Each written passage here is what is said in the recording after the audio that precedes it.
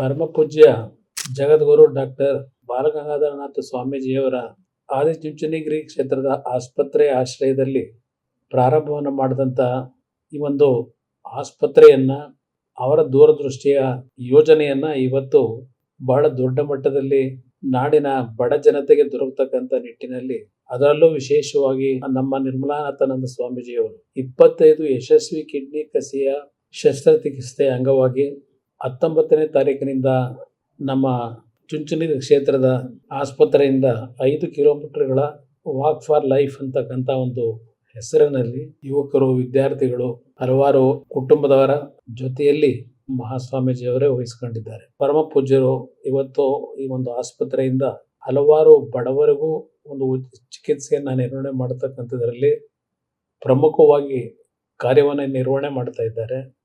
ಅವರು ಈ ಒಂದು ಜವಾಬ್ದಾರಿ ನಿರ್ವಹಣೆ ಮಾಡಲಿಕ್ಕೆ ಪ್ರಾರಂಭ ಮಾಡಿದ ನಂತರ ಆದಿಚುಂಚನಗಿರಿಯ ಆಸ್ಪತ್ರೆ ಇವತ್ತು ಸಾವಿರಾರು ಕುಟುಂಬಗಳಿಗೆ ಆರೋಗ್ಯವನ್ನು ನೀಡತಕ್ಕಂಥ ನಿಟ್ಟಿನಲ್ಲಿ, ಜೀವನ ಉಳಿಸ್ತಕ್ಕಂಥ ನಿಟ್ಟಿನಲ್ಲಿ ಕಾರ್ಯಕ್ರಮಗಳನ್ನು ರೂಪಿಸ್ತಾ ಇದ್ದಾರೆ.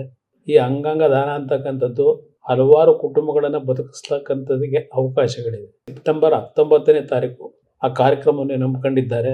ನಾವು ನೀವು ಜೊತೆಗೂಡಿ ಆ ಕಾರ್ಯಕ್ರಮದಲ್ಲಿ ಸ್ವಾಮೀಜಿಯವರಿಗೆ ಕೈ ಜೋಡಿಸ್ತಕ್ಕಂಥದ್ದು ಅಷ್ಟೇ ಅಲ್ಲ, ಸಾವು ನೋವಿನ ಸನ್ನಿವೇಶಗಳಲ್ಲಿ ಅಂಗಾಂಗಗಳನ್ನು ದಾನ ಮಾಡಿ ಇವತ್ತು ಹಲವಾರು ಜೀವವನ್ನು ಉಳಿಸ್ತಕ್ಕಂಥದ್ದಕ್ಕೆ ತಮ್ಮೆಲ್ಲರ ಒಂದು ದೊಡ್ಡ ಕಾರ್ಯವನ್ನು ನಿರ್ವಹಣೆ ಮಾಡಬೇಕು ಅಂತಕ್ಕಂಥ ಮನವಿಯನ್ನು ಸಲ್ಲಿಸ್ತೇನೆ.